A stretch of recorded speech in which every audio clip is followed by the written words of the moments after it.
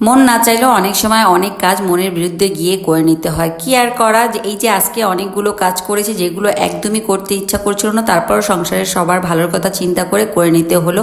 কি এমন করলাম তাই নিয়ে সাজালাম ছোট্ট একটা ভিডিও। হ্যালো এভরিওয়ান, আসসালামু আলাইকুম, welcome to our new another blog. সকালবেলার নাস্তা ছেড়ে বাসাটাকে খুব সুন্দর করে গুছিয়ে নিয়েছি। মেয়ের স্কুল ছিল, মেয়েকে স্কুলে দিয়ে এসেছি। তাসবিসোনা আজ আর স্কুলে যায়নি, তাসবিসোনার শরীরটা তেমন একটা ভালো না, তো চিন্তা করলাম তোয়াকে স্কুলে দিয়ে এসে বাসাটাকে আজ খুব সুন্দর করে গুছিয়ে নেব। অনেকদিন হলো বাসার এই ফার্নিচারগুলো মোছা হয় না, সব ফার্নিচারগুলো মুছে নিয়েছি, শোপিসগুলো মুছে নিয়েছি, বেডটাকে খুব সুন্দর করে গুছিয়ে নিয়েছি, আর ডাইনিংটাকেও খুব সুন্দর করে গুছিয়ে তারপর রান্নার কাজে হাত দেব। আর বললাম না, অনেক সময় মনের বিরুদ্ধে গিয়ে অনেকগুলো কাজ করতে হয়। যেমন খুব পছন্দ আমার ডাটা খেতে, মানে ডাটা খেতে খুবই ভালো লাগে, বাট ডাটা বেছে নিতে এত বেশি সময় লাগে, বা কাঁঠাল ভাঙতে বা শিং মাছ রান্না করতে, এই কাজগুলো খুবই কঠিন, যা করতে মাঝে মধ্যে একদমই ইচ্ছা করে না, কিন্তু তারপরও করে নিতে হয়। তাই আজ প্রথমেই এখানে আমি ডাটা কেটে নিয়েছিলাম রান্না করার জন্য। অনেকটা সময় লেগে গিয়েছিল, আলু দিয়ে ডাটার তরকারিটা রান্না করব, আর রান্না করে নেব শিং মাছ। যেই মাছটা কাটা এত বেশি কষ্টের আর এত সময়ের দরকার হয়, তারপরেও কি আর করা, ওই যে সংসারের ভালোর জন্য প্রত্যেকটা মানুষের শরীরের কথা চিন্তা করে আমার এই রান্না বা এই কাজগুলো করে নিতে হয়।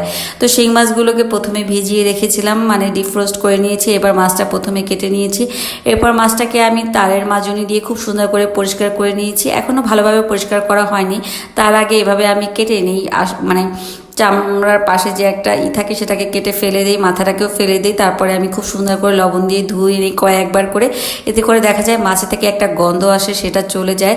আর অনেকবার করে ধুয়ে নিয়েছি গরম পানি দিয়ে। এরপর মাছের রক ফেলে খুব সুন্দর করে কেটে পরিষ্কার করে নিয়েছি, আর ডাটাটাও পরিষ্কার করা হয়ে গিয়েছে।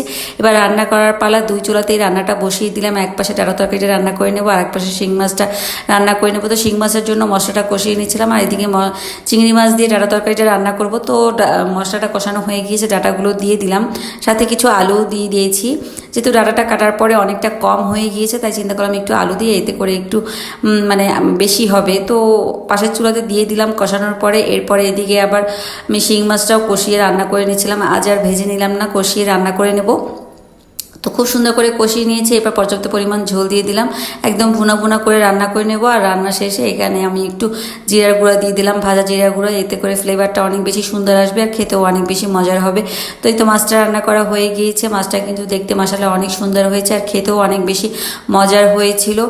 আর এরপর দুপুরে সব কাজকর্ম করে বিকেলে একটু রেস্ট নিয়ে নিলাম। তারপরে এখানে বিশাল একটা কাঁঠাল আনা হয়েছে। এই কাঁঠাল ভাঙার কাজটা আমার কাছে এতটা কঠিন লাগে আর এত মানে খুবই বিরক্তিকর লাগে। তারপরেও কি আর করা, যেহেতু সবাই খাবে, আমি না ভাঙলে আর কেউ হয়তো খাবেও না। ভেঙে দিলে বা উঠিয়ে দিলে সবাই পছন্দ করে খেয়ে নেবে।